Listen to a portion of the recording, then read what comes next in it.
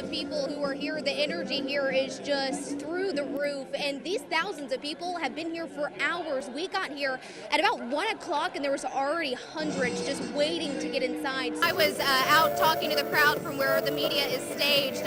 Like I said before, I talked to someone who was holding up a Mexican flag saying he was here to kind of protest the immigration laws that Trump would like to put in place. And there was actually people saying to him, we're going to build a wall. And he handled it very well and just said that he was kind of disappointed in the hostility, but he was just here to kind of voice his thoughts. You know, we've been waiting for Donald Trump to arrive for, I would say, upwards of 20 minutes now. And before that actually happened, there were several speakers that took the stage behind us to talk to the crowd about several things. And it seemed like a lot of the focus was on Marco Rubio and kind of trying to discredit him. Absolutely. One of the speakers talked a lot about Rubio and some of his votes in Congress that Donald Trump was firmly against. We also heard workers talk about jobs being taken away from American workers and given to foreign immigrants. And so that was a key point that they shared. I know Donald Trump has talked a lot about that in his campaign, so they hammered that home for sure. There's a lot of crowd cheering, and I'll tell you, one thing that stuck out to me was when they would talk about Marco Rubio, the crowd would just chant and scream and boo, and I heard a little boy even scream, he's evil. So the crowd seems very riled up here as well, even before Trump takes the stage. And you know, Marco Rubio had a lot to say about Donald Trump right at the beginning of his speech. It seemed right off the bat he started attacking Donald Trump, so it'll be very interesting to see what Trump's response is. Yes, and I will say there's a nasty rumor going around the stands that Marco Rubio rented out all the porta potties so that Trump's event wouldn't have any. That's what some people are saying in the crowd.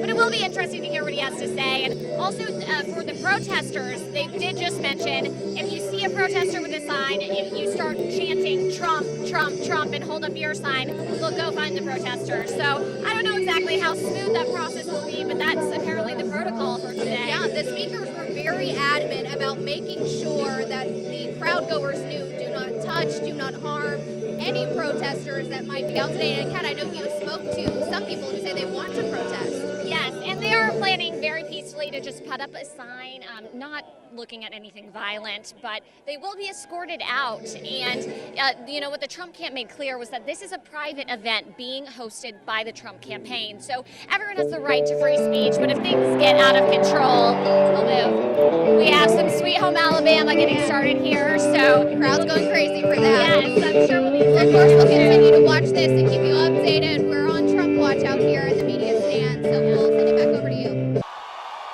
An electric crowd of 30,000 people, a mix of Donald Trump's supporters, on-the-fence voters, and those who just wanted to witness the event, all pile into the Madison City Stadium. Amazing. Trump spoke to the crowd for just more than an hour. Early on, the presidential hopeful gave the podium to Alabama U.S. Senator Jeff Sessions for a surprise endorsement. It's the first time Sessions has ever publicly backed a candidate. I told Donald Trump, this isn't a campaign, this is a movement. Look at what's happening. USA. That sentiment also echoed by many in the crowd. It feels great because all these people are thinking the same thing I am. They want to change. Trump, sticking to the script that got him this far, didn't have any surprising changes to his message. We're going to build that wall. It's going to work. We're going to have a strong border. People are going to come into our country, but they're going to come in legally. Not everyone in the crowd agrees with the controversial proposal. Even as a Trump supporter, I think it's extreme.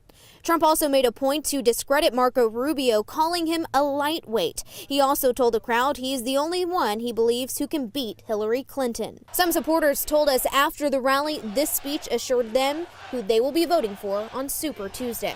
Look at the crowd. You've got all classes of people, and we are tired of Washington.